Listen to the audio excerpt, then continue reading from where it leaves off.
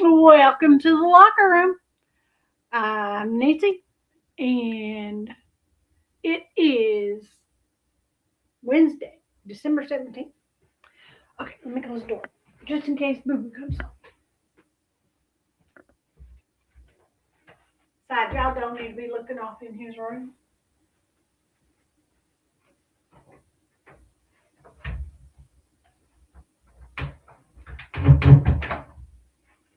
I got my moderator's Christmas out of there. I feel like I'm being pulled 15 directions, I'm telling you. It'll be all right. I'm on the fall, I can't say no. But I got my RV garage cleaned out this morning. Yay, yay. Let me show you.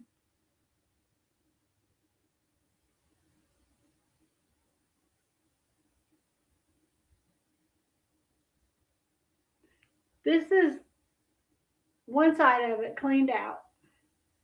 Over here, whoops. Over here is my eBay stuff. Whoops.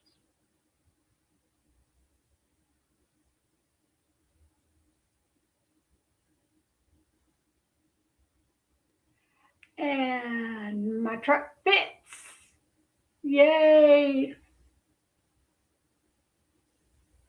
And the door closes. And I have a key to lock it. Was it last year?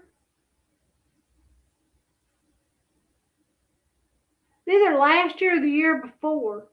Because we were having to pull it down and then put a welding rod in the side of the door to keep it closed, or keep people from coming in from the outside. And shortly after my father-in-law passed away, I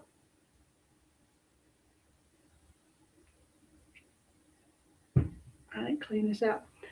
Shortly after my father-in-law passed away, I went and bought a garage door kit and put a new handle and rod thingy that goes like this, and it locks and unlocks the garage door. And I got a key to my garage door now, so I can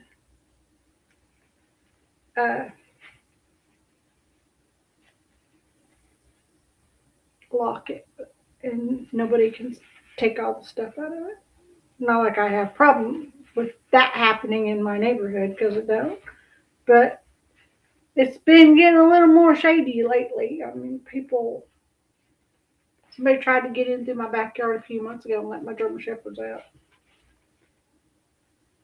They didn't get in, mind you. The German Shepherds stopped them. But when the German Shepherds scared them off, they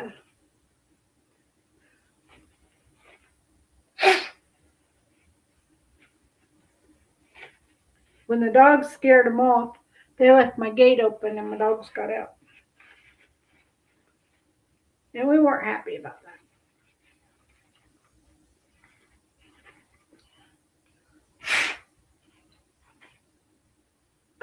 I had that in my pocket, and it got a bunch of stuff I was cleaning, and got dust and dirt out of the stuff, the garage in there. Okay, anyway.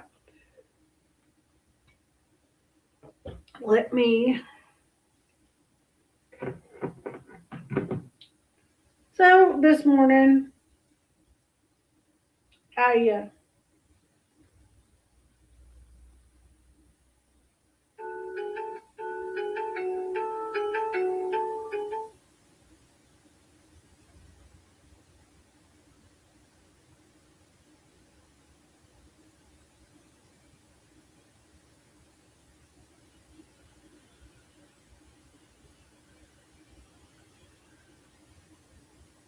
wanted to hit my thumbs up button. If you're in here, even if you're watching from in the shadows, or if you're watching a replay, please hit that thumbs up and share out my video so other people can see it. Okay, so today we're going to do an update on Anna Kepner. I really, truly, honestly was not going to go live today because I thought it would take me longer to clean out my RV garage than what it did. And had I gone the first route, which was moving everything into the house, it would have taken me a lot longer. But then I realized my trailer sits outside the garage, our trailer, for when we go to the dump and what have you. It's on that side of the garage. So there's no sense moving all them shelves so I could get the truck in with that trailer sitting in the way. So I just cleaned out the other side, and now I can get in. No big deal. It works. It works. Okay. So we are at Brian Anton.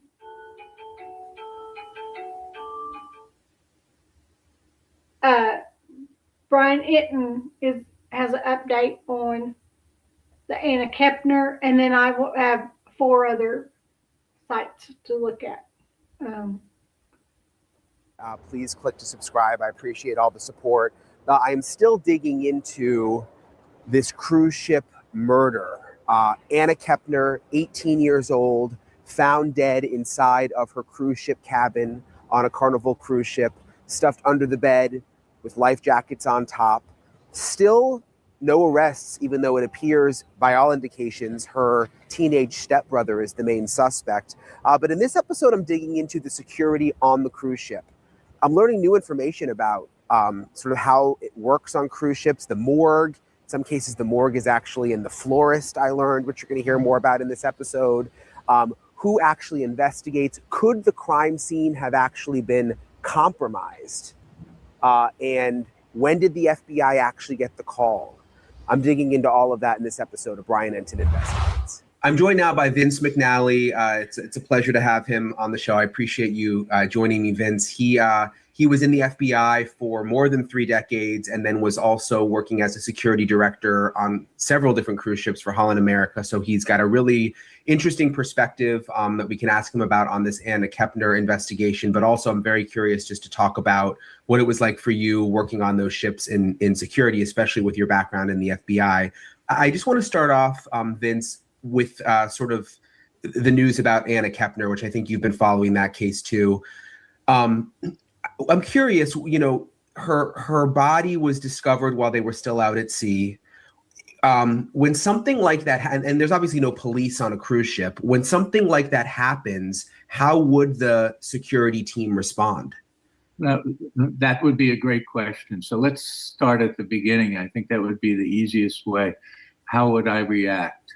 Well, first of all, if I'm working as the security officer for the cruise ship, the first thing is that the call comes in probably from that would have been the housekeeping staff found the body, I believe.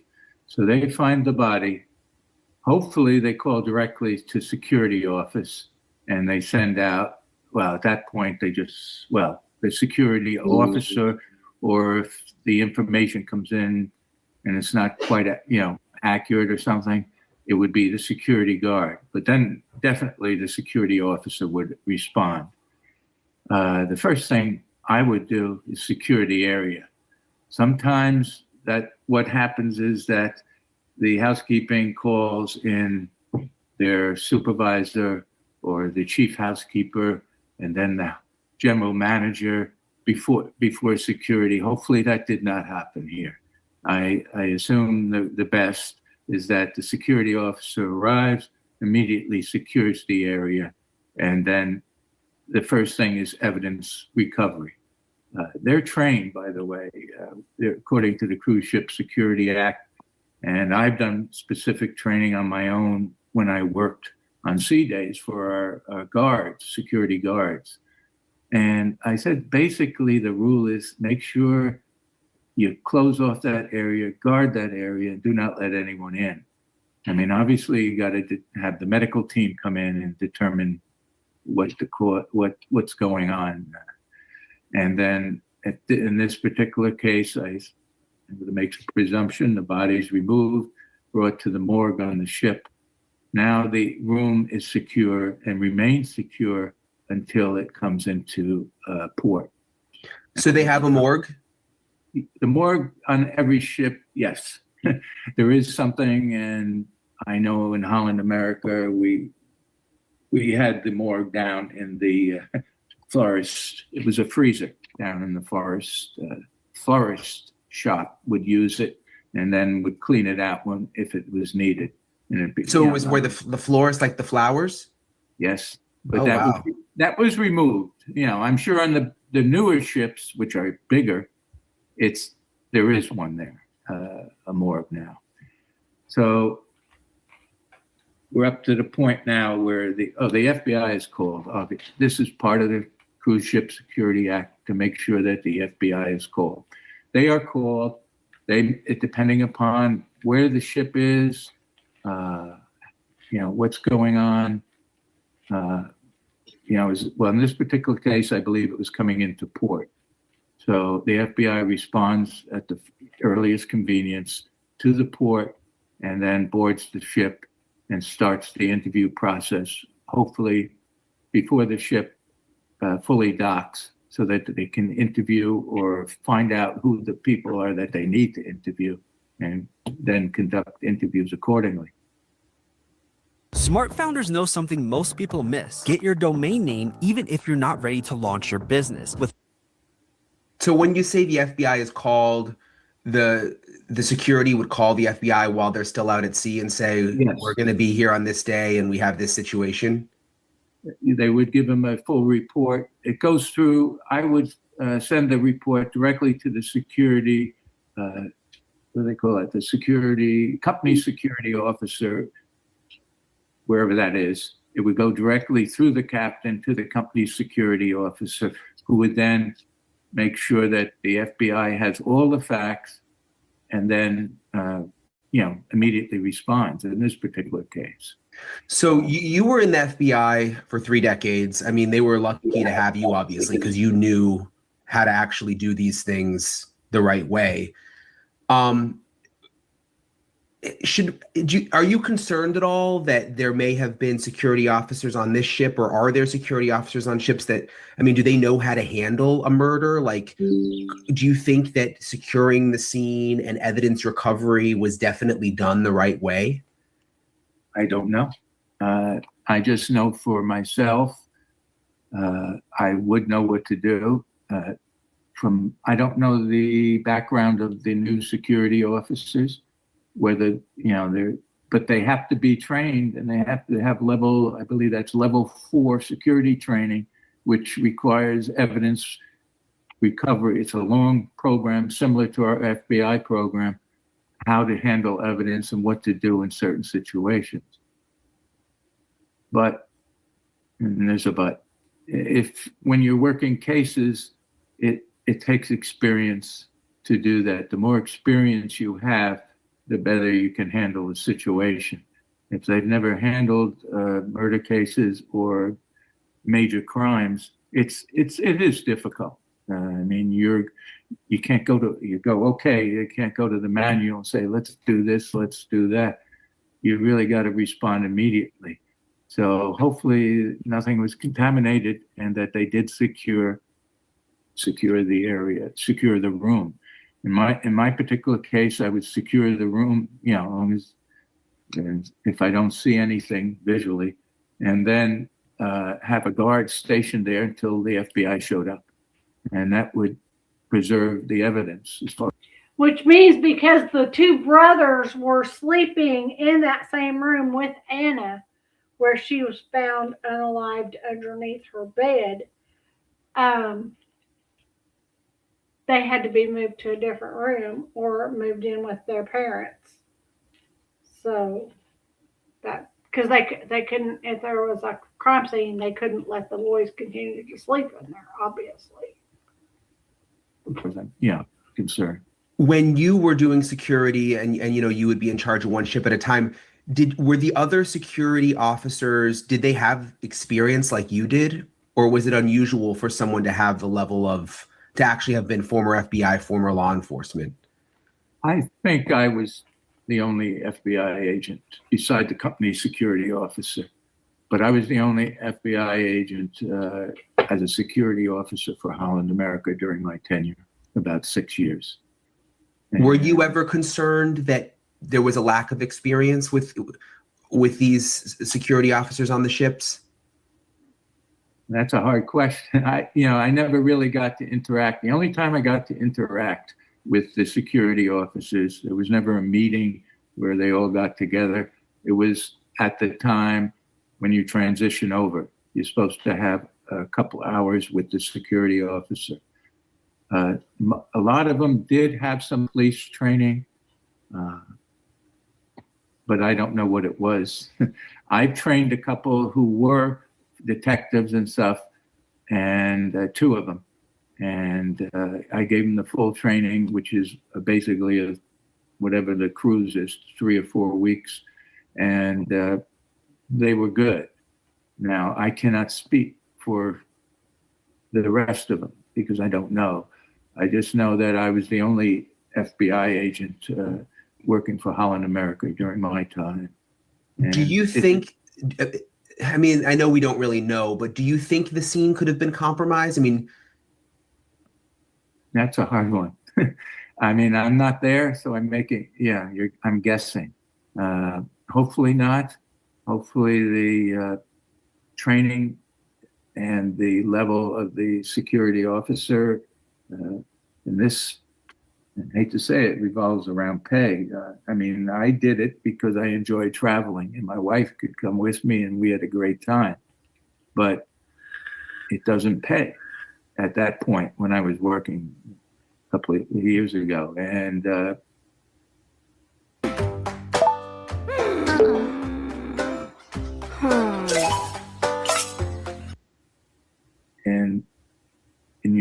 it pays well in other countries if you come from the Philippines or in India or something like that, it will pay very well.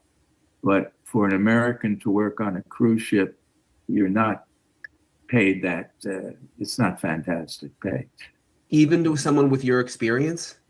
No, they don't. It doesn't go by that. It just goes by the job. So when you say it doesn't pay well, like how bad is the pay? Barely. It wasn't much. It just, I mean, it could pay rent. That's about through the scanning and the reader. And so that they can figure out exactly who's in the room. Somebody would be doing that immediately. So that all this information is then passed to the FBI before they even arrive. What about cameras? I mean, how many cameras are on a boat like this? Were there a lot of cameras on your ships? At that time, this is a long while ago, but they were putting them everywhere. So I would think there would be some cameras in the hallway.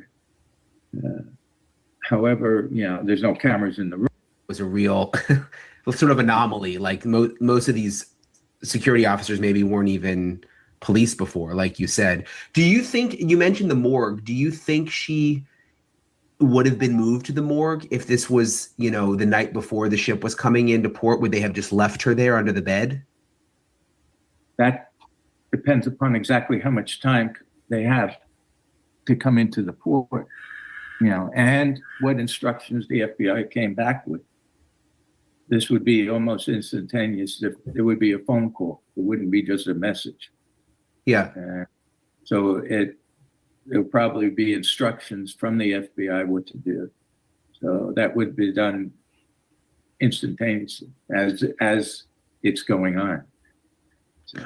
What do you think about the fact that the stepbrother who it's come out through these custody hearings, they're saying is a suspect in family court, and they're saying there's a delay. They're trying to figure out whether they're going to charge him federally or the state, I guess maybe Florida is going to charge him.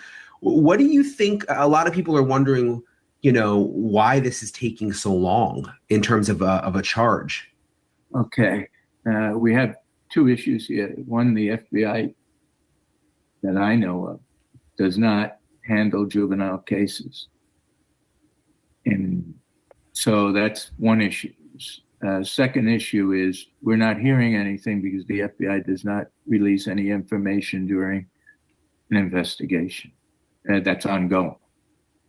And we don't know if they're interviewing people or not, and whether people are cooperating. All these factors play a role. And are you surprised that there's not an arrest? I mean, it seems like they know who did it, though. But there's a lot of cases that I worked, and I'm working a case, including crimes at sea, and the press has a different story than what's actually happened. So I'm just going to leave that out there because I've seen this particularly when I was working a case and I was assigned on a Coast Guard ship to interdict. There was a drug ship coming in, and we got it. It was 6 tons of marijuana. But the point being, the press is all over the thing, and they take something out of context and say we're torturing people and made them confess. And, it's the whole story is not at all what happened. So there may be a lot more to the story than what's coming out in family court, you think? There could be something, a friend of a friend doing it, having committed this, or it could be the 16-year-old young man too. But why the court is hesitant at this time is maybe the investigation is still continuing, and we're waiting also. I understand that they may or may not be providing information, which adds time to the investigation. I mean, as far as interview. Right. So we don't know that. So it's a guessing now. Just going back to there being no real police on a cruise ship, and the security officers working directly for the cruise line, like you did you ever get the sense that there's an emphasis on protecting the cruise line versus, finding the truth? And I just think when you're in the FBI, you're a police officer, your job is you're really to find the truth, to do, work the crime. But like when you're getting paid by the cruise line, is there any pressure to, make sure that they look good? I never, that's 6 years I did that, and I never had that issue. I present the case, write it up, present it to the captain, who forwards it directly to the security or security manager and headquarters. They're our headquarters. This is not a major case, but any case I ever presented. And that information, the captain may add a statement at the end, but there is no change to what I've sent in. Okay. So you never got the feeling like they were trying to use you to, no. What do you think? Just one other thing about Anna Kepner. Again, we're going with these. The only information we're getting is out of the custody hearings. Her mother took the fifth when asked to give some information. What stands out to you about that? I mean, is that strange? No. In this particular case, there's a blended family here, or group, and we're not sure, or I'm not sure. It's really difficult to surmise what's going on. But the mother and the father was probably told by a lawyer that don't say anything. And it's simple as that. And that's where we are at this point. Or maybe she's agreed with the FBI, be quiet for a while they do their investigation. So that's a possibility also. What, with your career, on the ship, what were some of did you have any really crazy situations that would come up? I know Holland America, when I think of Holland America, I know it's kind of an older crowd, I think a lot of the time, at least that's sort of the impression I have. But were there any, I don't think you ever had any murders, right? But was there anything that stands out?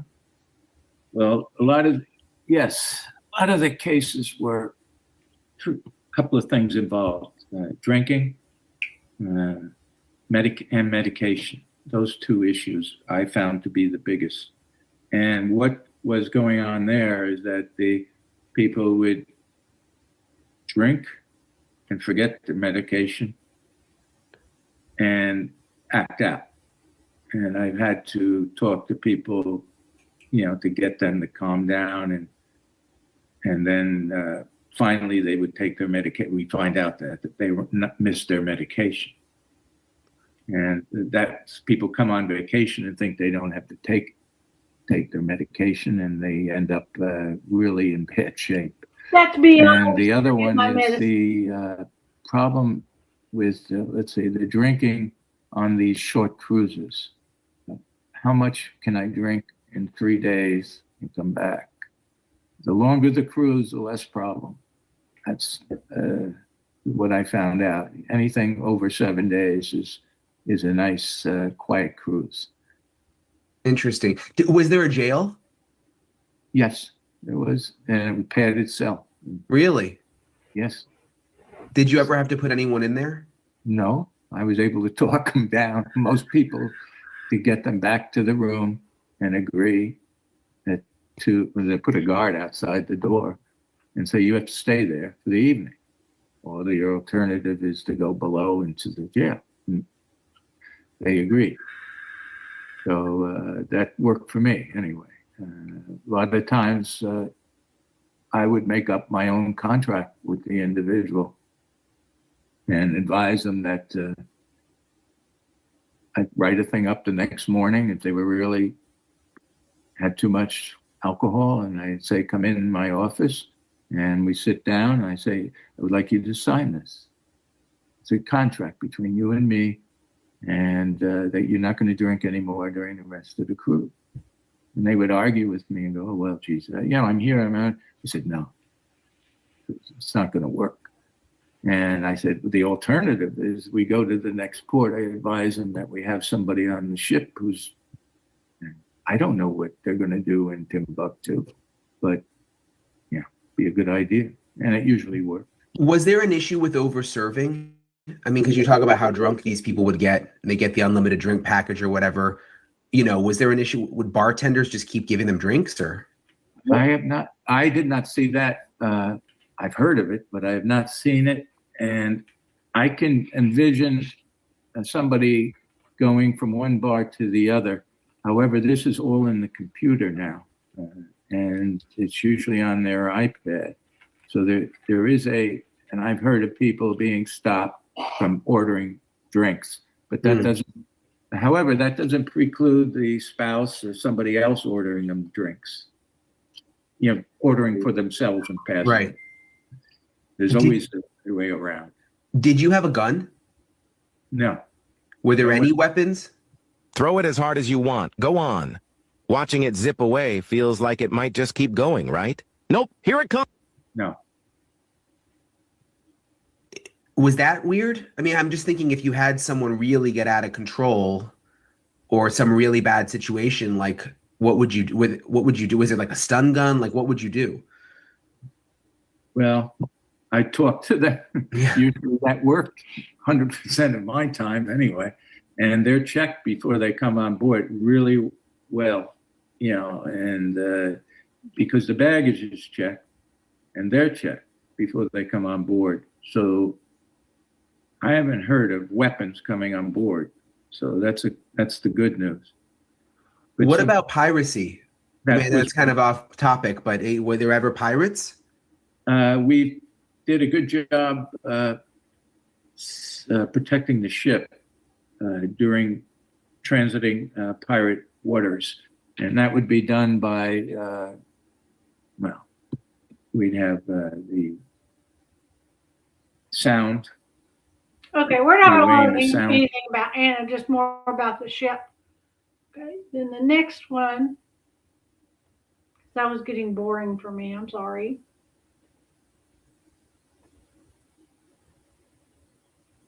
All right, now this, teen found asphyxiated under bed on cruise ship, was sharing room with stepbrother, filing.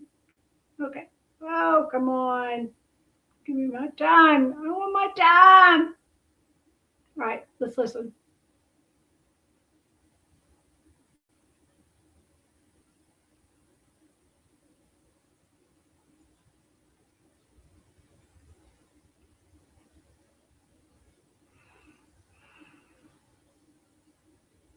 Of Panerai in 1997, the new models were designed for the international public.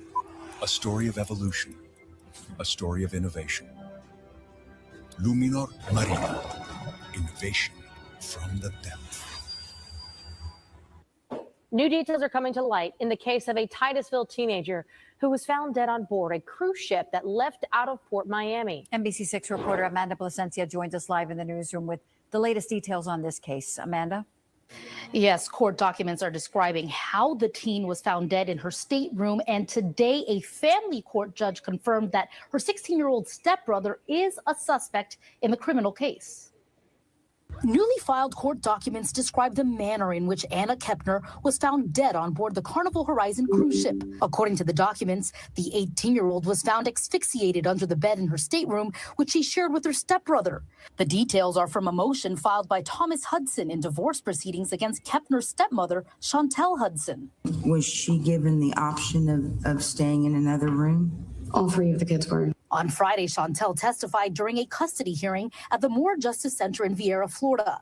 During a previous virtual custody hearing, court documents filed by Chantel's ex-husband show that Kepner's 16-year-old stepbrother has been identified as a suspect. The older child, who's approximately 16 years of age, is a suspect in the death of the stepchild, an 18-year-old daughter that was in the same room. In court on Friday, Chantel confirmed that the 16-year-old is a suspect and he is not coming back to their home.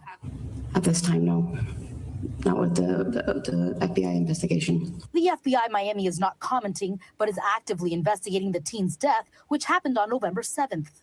The teen was a senior at Temple Christian School in Titusville. She was a cheerleader whose favorite color was blue. Loved ones spoke out at Kepner's memorial service a few weeks ago. She was the brightest, the funniest. She was like a little mom to her siblings. And the judge denied today's motion for temporary relief, so Chantel's 9-year-old daughter will remain with her. The lawyer for Kepner's stepmother is also attempting to seal future filings from the public until the criminal investigation is complete. Reporting in the newsroom, Amanda Placencia, NBC 6 News. Okay, well. Butch Miller. That's my husband trying to call.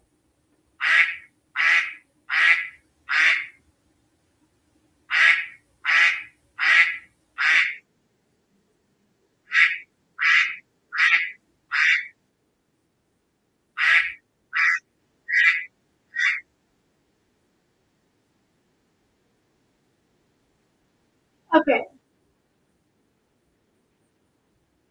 We just heard that. 2 different cases, and it was the exact same one. Okay, now we're going to go to ABC.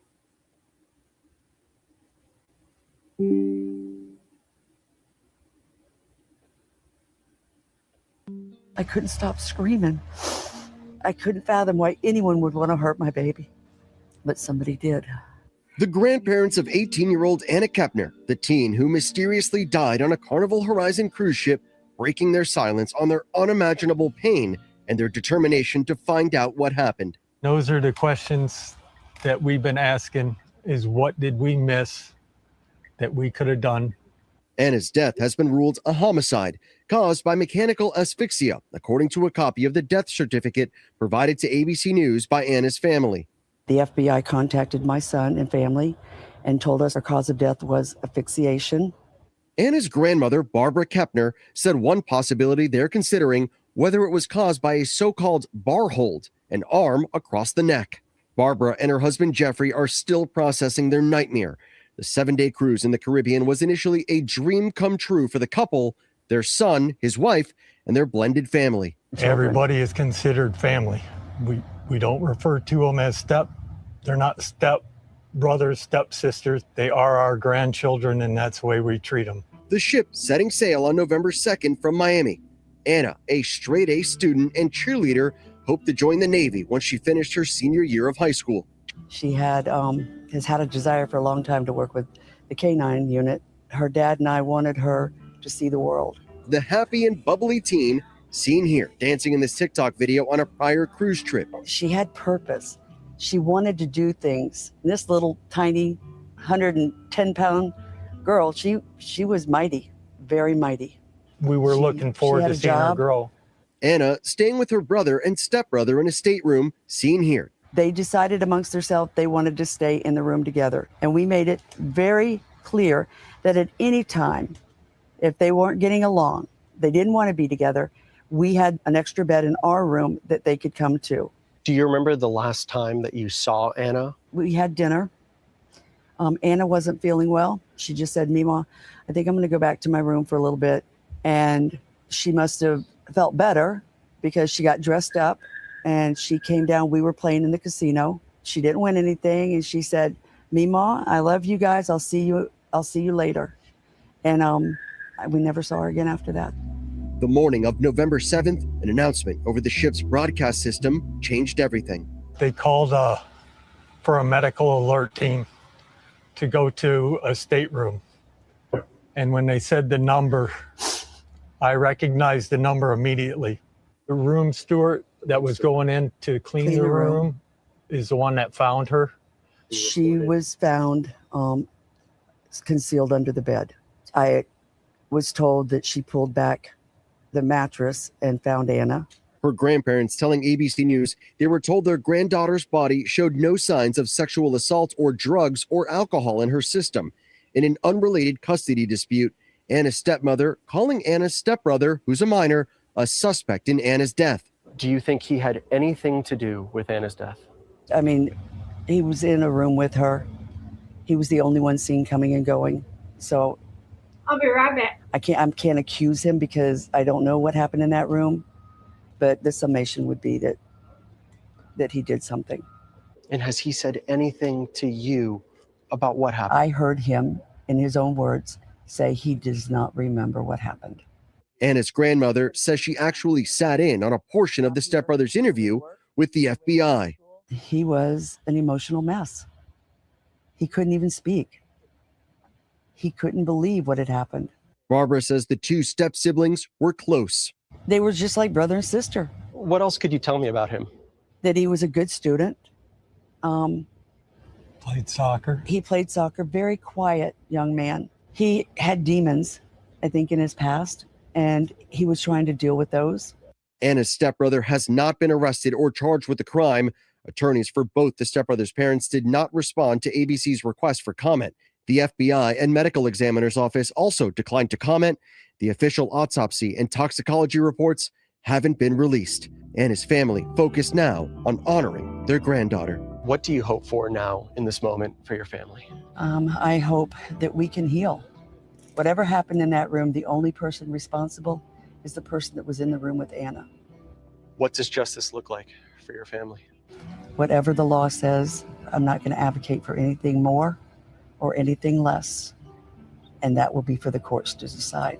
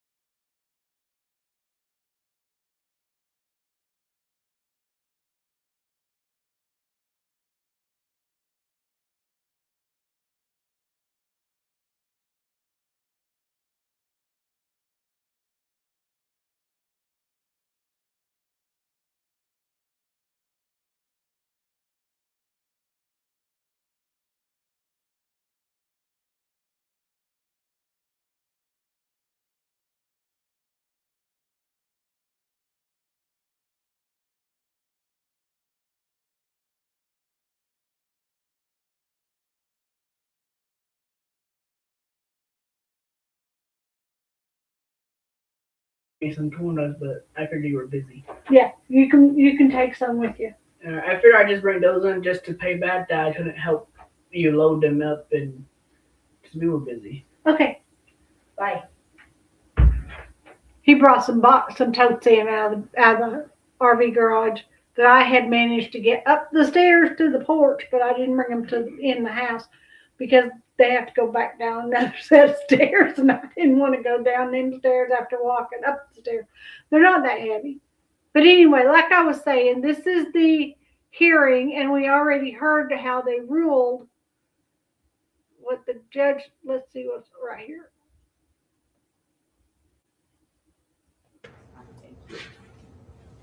You want to call your first witness? Yes, Your Honor. We would like to call Andrew Hudson.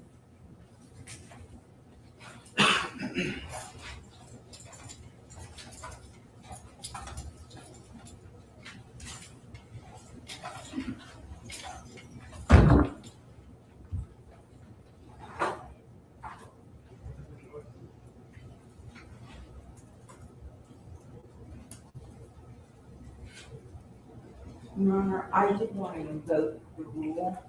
I don't know if any of you can see. I don't know if they're all from the press or if they're witnesses. I don't know if they are. Fill this one. Oh, okay. I just wanted to make sure I wanted to invoke. Yes. So if there's any witnesses, you said, Mr. Molinari, that you have no witnesses here? No, just Andrew Hudson and then Thompson. Okay. And there's no other witnesses from you, Ms. Addison? No, they're outside. Okay, thank you. Okay, Mr. Hudson, please raise your right hand and swear in.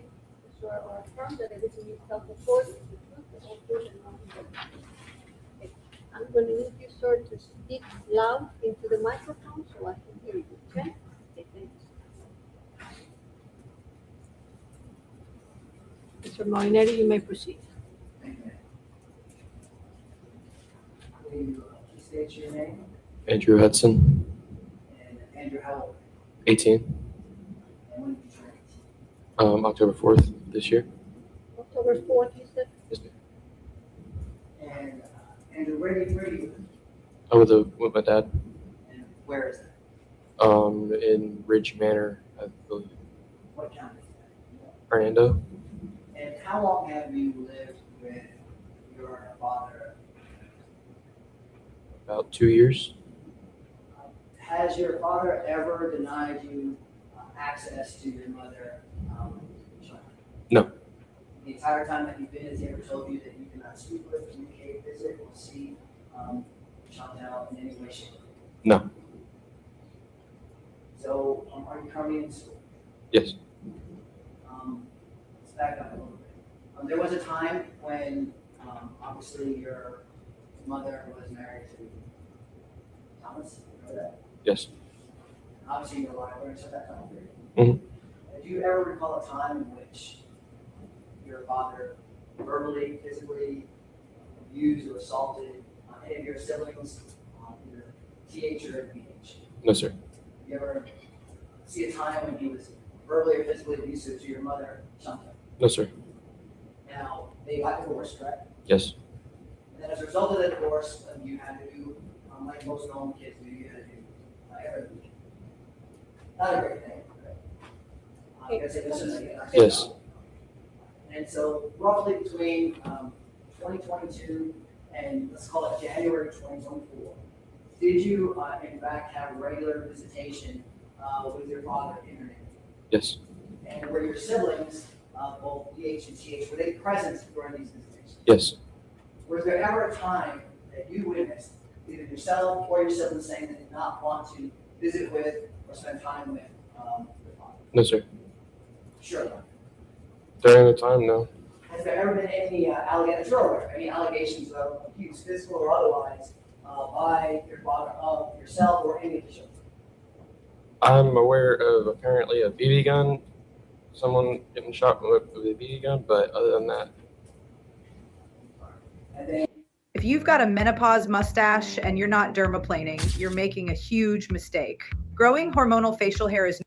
They did not want to spend time with your father. No. So I want to move a little bit forward to 2024, and you're in high school. Right? Yes. And what year are you now? I'm senior year, 12th grade. And when are you going to graduate? This year. And how are you doing in school? I'm doing good. Going to graduate on time? Yes, sir. And do you have any plans for after school? I plan on going to trade school to possibly get put on an oil rig out the Gulf. And did you actually apply to trade school? I've been looking around to see what trade schools are open to it. And that's something you want to pursue after high school? Yes, sir. All right. So I want to take us back a little bit now to the spring of 2024 time frame. And was there an occasion in which your mother told you that she wanted to move to Titusville with both of your two other siblings? She said yes. And what did she tell you? She said that she was going to move over there with those two and that I could finish out my senior year of high school over here. So your mother specifically told you that you could spend the rest of your time, your high school time, here in your neighborhood? Yes, sir. Was that important? Yes, sir. Why was that important to you? It's my senior year and I knew everybody over here and all my family's over here, so it just, I would. What high school did you go to? Fernando High School? And those are people that you went to high school with for the entire time there? My whole life. And then, so did there come a time when you told your mother that you did not want to go to the Brevard County Courts of Titusville with her? I told her that I was thinking about staying over with my dad after I finished high school. And how did your mother respond to it? She said that this is what she was afraid of and that this is why she didn't want me staying over here. So I want to fast forward to an incident on April 22nd, 2024. Do you remember roughly that day? Yes. So what happened on that day? I was called up to the front office, and originally I didn't know what was going on, so I came up without my stuff. Realized my mom was there to pick me up, so I had to go back to my classroom and grab my stuff. And when I walked out to the car with them, they asked for me to give them my phone, and they powered off my phone and then told me. Let me stop that for a second, right? So the time that you were being called to, was it the principal's office or? It was to the front office, the main office. At the time that you were called, did your mother communicate to you at all, hey, the reason why that she was going to school? No, sir. Did you have any knowledge or idea that your mother was going to school to get you on that particular day? No, sir. And then when you get there, were you surprised that you saw your mother? Yes, sir. Was Christopher Kepner there as well too? I don't remember if he was in the office at the time, but he was in the car for sure. And then, so you, the mother, Chantel, escorted you from the office to Christopher Kepner's vehicle? Yes. Well, it's her vehicle, but yes. And then, so what happened once you got in the vehicle? They asked for my phone, and they took my phone and powered it off, and then. So your phone did have a Life 360 or tracking device? Yes. Does a Life 360 or tracking device work if your phone is turned on? No, not to my knowledge. And then, so do you have any means to communicate with your father or anyone else about what was going on at that particular moment? I was going to try to text my dad, but I couldn't because they had my phone. I couldn't communicate with anybody. Did you want to go with your mother and Christopher Kepner on that day? No, sir. Was that against your will? Yes, sir. And then, so what happened once you were in the vehicle and then you started? I gave them my phone. They powered it off. They told me wherever I was going, that I was going to start school over here, which was against everything we've talked about. I told them no, I wasn't. And when we tried going to a stop, I tried getting out. So at any time were you trying to harm yourself or commit suicide? No, sir. You were just, what was your intention of trying to get out of the vehicle once they came to a stop? Trying to get out of the vehicle so they couldn't take me away from everything. And then what did Christopher Kepner do at that point? They had held me against the seat, and he put his arm around the back of my neck, holding me up against the front seat. She held me there as well.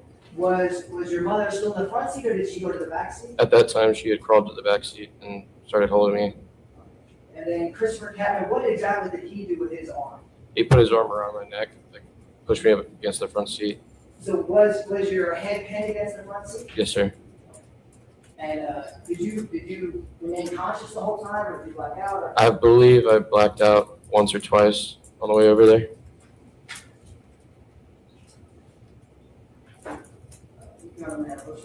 Yes. So I'm going to show you a series of photographs.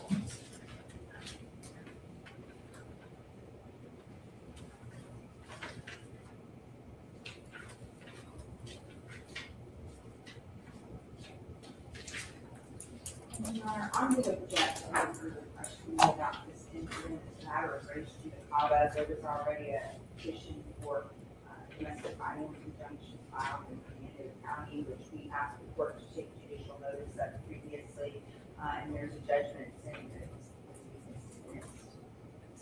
I'd like to see a case on which it applying to an injunction that was filed and has nothing to do with issues in this case. Here's what's really happening inside your shower head while you're standing there for 30 minutes trying to rinse off. Let me show you. However, Mr. Ordinary, once you established to me that the reason why you were mentioning that incident of April 24, from that point forward, once you establish that baseline, explain to me what the relevance for purposes of the motion of November of 2024 as it pertains to TH and DH. Going forward any deeper into what happened to this gentleman here, how is that going to help me anymore? Yes, sir. That's actually an excellent point. And the reason why this whole incident is so important is because the respondent in this case went ahead and is using it as a basis as to why BH and TH don't want to see their fathers because they're afraid that their fathers won't kill them. You explained that. You told me that. And he already said that he didn't want to go. He already explained that. So I don't know what kind of photographs you have there, but given that you're talking about him blacking out and that you got to that point, going any further, I fail to see what additional relevance that is. How is that going to help me any further? Yeah, sure. And all this, honestly, is to enforce the importance of this April 22nd issue. Because, again, there were no visitation issues before this. This incident on April 22nd was the linchpin, was the cause that creates the alienation down the road. Hello, H. Davis. Are you in semester finals right now? Getting ready to be out for Christmas? I know my son has finals at his school. And he goes to school. Right now, he's doing one class. He does his final in that class, and then he comes home. He gets dressed and goes to work. So you're done with your finals. Okay, so are you out for Christmas break and then you come back in the spring, or what they call the spring, which is in January?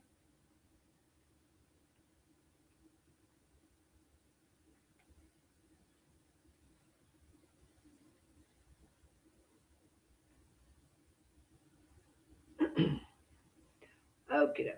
What we're doing is we're trying to figure out what's going on with Anna Kepner.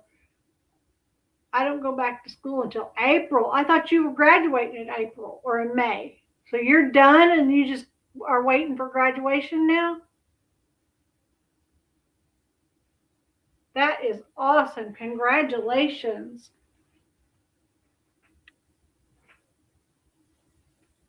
Okay, so we already know how that's going to end out. Like that's the older brother. You're very welcome. That's my son heading back to school. This is the older brother of not the 16-year-old that was suggested to have committed the crime, but his older brother. And then this is, I'm guessing, Anna's dad. 22. Are you currently employed? Yes. Where do you work? Half. What is that? Half services. It's like a fancy /street. And how long have you worked for half services? Probably 12, 13 years. Was there a time that you were married to Chantal? Yes. How long were you married to Chantal? I think close to 15 years. And then was there a time that you filed for divorce? Are you the one that filed for divorce like that? Yes. Roughly when did you file for divorce? That was shortly after October 22. And then So this is my school's, through special, okay. I didn't understand that. It's good to know. It's good to know. This would be Anna Kepner's stepdad. He was married to, he's the former husband of Anna Kepner's stepmother. a result of that divorce, was there an agreement for you guys to parent your children? Yes. How many children do you have? age, and obviously is 18, BH and TH, correct? Yes. And then as a result of that parenting plan back in October of 2022, were you awarded overnight weekend visitation alternating with your children? Yes. And a couple of days Were they overnight during the week, or was it just during the week? It was just for 2 hours. and obviously the standard holidays and things like that? Correct. Between October of 2022, up until, let's call it the beginning of, or before April 22nd, 2024. So that, roughly 2.5 year period. Did you have a regular overnight visitation with all three of your children? Yes. During that time period, was there ever a time when any one of your children told you they didn't want to be with you? Did any of your children ever express any fear? Has there ever been any allegations made against you of abusing verbally or physically your children in time from the time of October 22nd up until April of 2020? No. Yeah, this question, do you love your children? Yes. You love all three of your children? Yes. Including TH? Yes. Including BH? Yes. Including AH? Yes. Do you want to have regular and meaningful visitation and communication with all of your children? Yes. So I want to kind of move us to keep us relevant here. There was a time before, well, right around January of 2024, when you became aware of Chantel engaging in a relationship with a person by the name of Christian. You're not a child, you're a man. So stop wearing so many layers to go outside and get the bearskin tactical. It's around January, I think it was late January. And of course, did you have an issue with that? Did there come a time when Chantel, the respondent in this case, came to you with the notion of wanting to reside over in Brevard County to Titusville? Yes. Can you roughly tell us, kind of what happened in that conversation, or what was told to you about Chantel? I mean, I wasn't happy about it, but it was in the best interest of the kids for better schooling. She said she had better job opportunities over there. And is that the only reason why you agreed to this relocation? Yes. Were you assured that you would still get regular visitation that you were having and enjoying before this incident? Yes. And you eventually signed this parenting agreement, correct? Yes. I know that council's already mentioned that, should probably show it to you as well too. You're generally familiar with that parenting agreement? Yes. And that parenting agreement allowed for you to have overnight weekend visitation, correct? Yes. And kind of for holidays? Is anywhere in that agreement that you recall does it say that one parent can withdraw or withhold visitation to another parent simply because the child does not want to go? If that was in the agreement, would you have signed that? No. All right, so did there come a time frame when the respondent Chantel moved to Titusville? Yes. And around what time frame was it? I think it was early April. And at that point, what happened with Andrew? He stayed with me. And why did he stay with you? Finish out the school year. And just to be clear on this point, at any time from then until the present, did you ever tell Andrew that he could not see with, visit with, or speak with his mother? No, he has his own phone. I've always left that up to him if he wants to call her, talk to her, anything. Would you have any issue at all if Andrew decided, hey, I want to go spend a weekend or whatever with during the entire time, this whole period, 2024 to the present?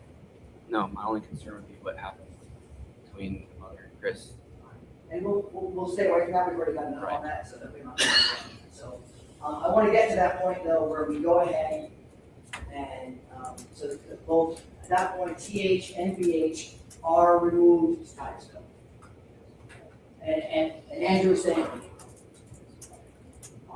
and before this April 22nd incident, and between the time of when she went to Titusville and the April 22nd incident, did you have visitation with BH and TH?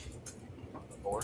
Yeah, in between that time frame, between the time when she went to Titusville and before the incident with Andrew. Yeah, I believe it was only like 1 weekend. And then so you had words with it in the parenting plan. At that point, before the April 22nd incident, you had a regular visitation with all three children? Yes. Any issues with that? Did any of the children tell you that they don't want to be there? Did any of those children say they wanted to leave early?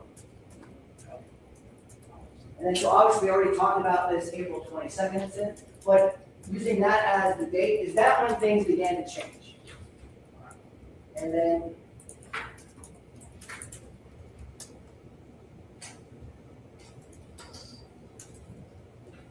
and you've corresponded on the phone with Chantel?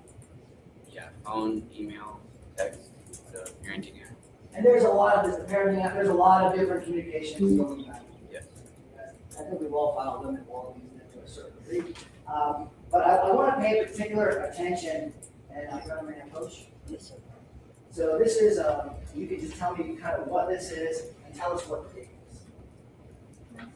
I'm sorry. I'm sorry. I'm sorry. I'll make sure. Take your time.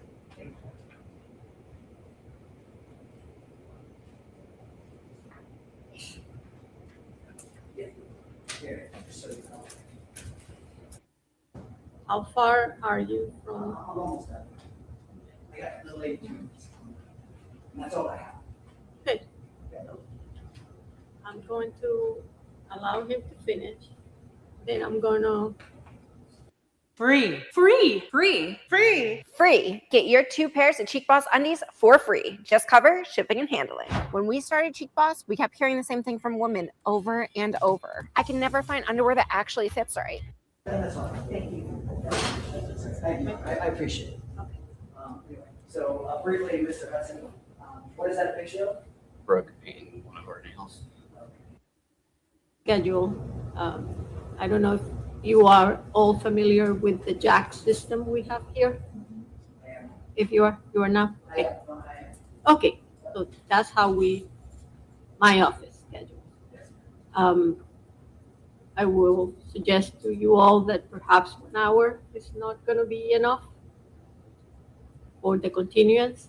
If it's more than an hour, my suggestion is don't do it through Jax. Perhaps call my office so Ms. Bernal can offer you more than 1 hour. Yes. We'll work it out. We'll work with council. We'll figure it out. Hopefully get it sooner rather than later. I don't either one of us wants to send it. The only thing that I would ask you, Your Honor, obviously he's scheduled for presentation this weekend. I would like to get that back on track. I don't see any reason why that should not happen. Yeah, that will happen. Is it your weekend? Yeah. Start of Christmas break is this weekend. Yeah, well, whatever the agreement is, we agree. Yeah, with that. whatever it says, she's good with. Okay, I'll follow that as well. Okay. So representing council, whatever the state's agreement, the parenting agreement is fine with us. That's going to go forward. I understand that was before just still. The two of you will figure that one out. Yes, I wanted to have your. What I do like to place on the record, so when we come back, everybody's on the same page. I'm going to make my note. We are leaving this with Mr. Hudson on the stand, direct from his counsel has concluded. We will pick up with cross-examination from mom's counsel. Everybody's on the same. Yes, Your Honor. Yes. Thank you, everybody. Thank you. Okay, well, we already know how she ruled that he didn't.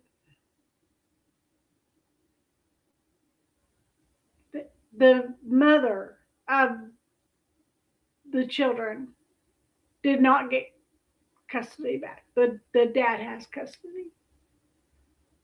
So,